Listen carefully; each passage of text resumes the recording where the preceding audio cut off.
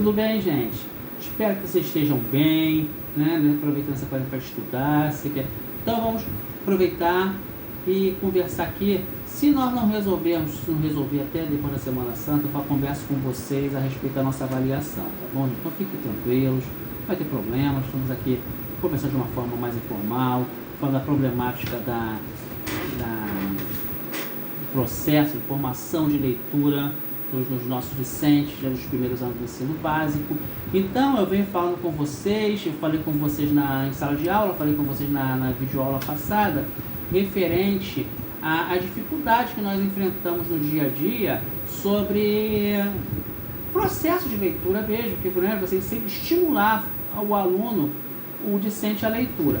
Não adianta você ver muita gente falando de formas maravilhosas de incentivar os alunos à leitura, porém, você vê dificuldades como a própria estrutura familiar, a falta de interesse dos alunos, o próprio preconceito referente aos alunos, e aí você, por exemplo, se condena muito. Não estou falando que eu não sou reacionário, quer dizer, no sentido de você ser contra as mudanças, mas também você não pode mudar radicalmente, como eu falo assim, você lê em voz alta para a sua impostação de voz, você lê em voz alta, você identificar os substantivos dentro do texto, você pegar respostas prontas. Então esse é um marco inicial para depois você ter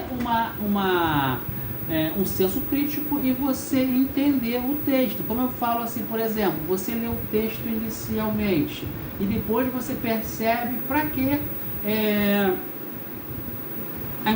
as entrelinhas do texto, né? Você lê Machado de Assis, isso é a história, você entende, mas você, só com maturidade da sua leitura, que você entende as entrelinhas do texto. Por exemplo, você lê, por exemplo, vou dar um exemplo, eu li muito do Garoto, deixa eu fazer, Nelson Rodrigues. Então vou dar um exemplo, quando eu li Sete Gatinhos, eu achei aquilo sórdido, mas hoje em dia eu percebi depois que tinha elementos da tragédia grega.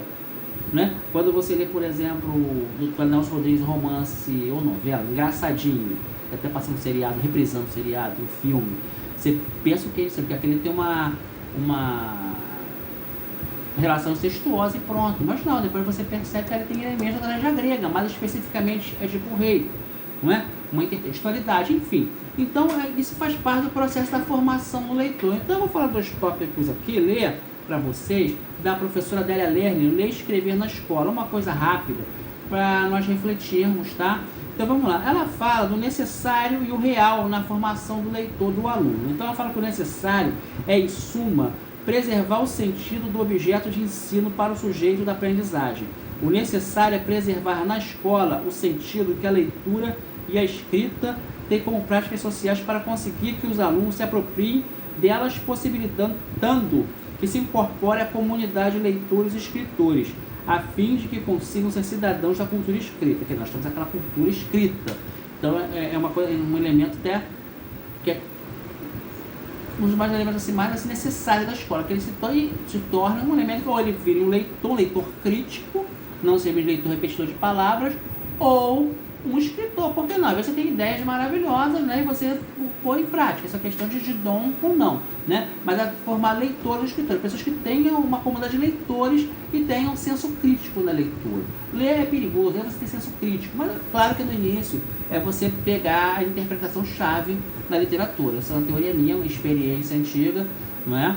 E o real, né, que é levar à prática o necessário, que é uma tarefa difícil para a escola, conhecer as dificuldades e compreender em que medida derivam ou não de necessidade legítima da instituição escolar, constitui passo indispensável para construir alternativas que permitam superá-las. É por isso que, antes de formular soluções, antes de desdobrar o possível, é preciso enunciar e analisar as dificuldades, né? Então, claro que você, até é interessante você ter um ensino padrão, mas é porque às vezes cada comunidade, mesma cidade, mesmo bairro, mesma escola, tem realidades diferentes, dificuldades diferentes. Eu trabalhei, por exemplo, numa escola estadual, um CIEP, na Baixada Fluminense, que era uma dificuldade. Eu trabalhei na escola de São Gonçalo, a dificuldade é outra. Então, e às vezes até o problema é dificuldade mesmo. Você tem um aluno, por exemplo, você vai trabalhar no EJA, por exemplo, vamos dar um exemplo do EJA, o aluno tem dificuldade, de ler e entender. Aí você vai dar aula no 6º ano, já é a questão de preguiça, questão de não ter estímulo da família. Então você tem cada dos. Então você identificar as dificuldades e procurar solucioná-las, né? Então ela elenca aqui, né, a tarefa, porque a tarefa é difícil, que a escolarização das práticas de leitura e da escrita apresenta problemas árduos. Às vezes você até no primeiro processo de alfabetização, não por culpa dos professores do primeiro segmento, absolutamente, mas o problema às vezes é que você não tem mecanismos para você trabalhar com o aluno esse processo dele virar um leitor de verdade. Por exemplo, vou dar um exemplo, você trabalha com livro de 6º ano, já falei na aula passada, que parece que a pessoa que elabora o livro nunca deu aula. Textos enormes, até a adaptação, tem um texto que é a adaptação de Moby Dick. Então, quer dizer, é uma coisa que dispersa rápido as crianças. Não precisa ser um doutor em educação, nem literatura. É só você ter filho, que você percebe isso. Mas você enfrenta certos problemas. Outra coisa, certos sistemas de educação que tem praticamente uma aprovação automática. Então, às vezes, ele vai para o 6º ano, às vezes, sem saber ler, escrever direito. Vamos nem falar de fazer conta, que não é a nossa área. Vamos falar de ler, entender e escrever. Tá. Os propósitos que se perseguem na escola, ler e escrever, são diferentes do que orientam a leitura e a escrita fora dela. Isso aqui também é o propósito que você tem na escola, né, e que você tem fora da escola. Por que o indivíduo, você tem formar leitores, você tem de ele ser crítico e tem fora da escola. Às vezes não condiz com a realidade do aluno, você não condiz. Até o próprio pai incentiva, você vê pai que ele não aparece na escola, é complicado a comunidade, certas comunidades que não acompanham o ensino do filho, né? Não é porque às vezes eu tenho filho, nós olhamos o caderno dos filhos, nós olhamos as dificuldades, agora a questão de videoaula, nós acompanhamos. Então você vai enfrentar esses problemas. E vocês têm que tomar cuidado também, vou até falar uma experiência empírica com o professor, às vezes você não tem intenção de ajudar, você chega, olha, você tem que melhorar a sua leitura, você tem muito cuidado quanto a isso, procure falar em particular, para não falar, porque tem muita maldade o aluno, o professor que diz que, ele disse que eu não sei ler, então tomem cuidado, procure incentivar. Vocês vão conseguir unanimidade? Não. Mas você vai conseguir estimular a parte dos alunos a leitura, inclusive a ler clássicos, tá bom? Outra coisa, é inevitável a distribuição dos conteúdos no tempo, pode levar a parcelar o objeto de ensino, né? Nós às vezes não temos tempo hábil, né? Não tem tempo hábil. E fora também, eu vou falar burocracia, você vai dar aula em redes de ensino, municipais de ensino, vamos falar, que às vezes se preocupa mais com a burocracia, com o diário, com o pinguinho que você bota, com conteúdo, se hoje um sábado letivo, do que se você dá conteúdo ou não, se você não der aula. E eu já vi isso, você não dá aula, mas você faz o diário bem, ninguém perturba. Mas é uma questão burocrática, então nós enfrentamos muitos problemas, tá? Fora que é o seguinte, você tem que estimular uma leitura, isso na escola pública.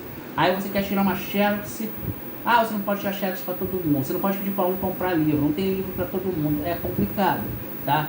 Então, gente, olha só, hoje eu fiz mais uma conversa informal, levantando questionamentos sobre o assunto, sobre esses assuntos de estímulo à leitura, dos problemas que nós estamos resolvendo. E na semana que vem, depois da Semana Santa, nós vamos falar sobre nossa avaliação, tá? Eu espero que resolva-se logo isso, que eu estou querendo resolver meus problemas, querendo dar minha aula, gosto de trabalhar, mas é bom nós guardarmos, estamos no período crítico, tá bom, gente? E depois da Semana Santa, depois do domingo de Páscoa, eu faço sobre avaliação com vocês. Um abraço, uma boa semana, uma boa Páscoa para vocês. Fique com Deus.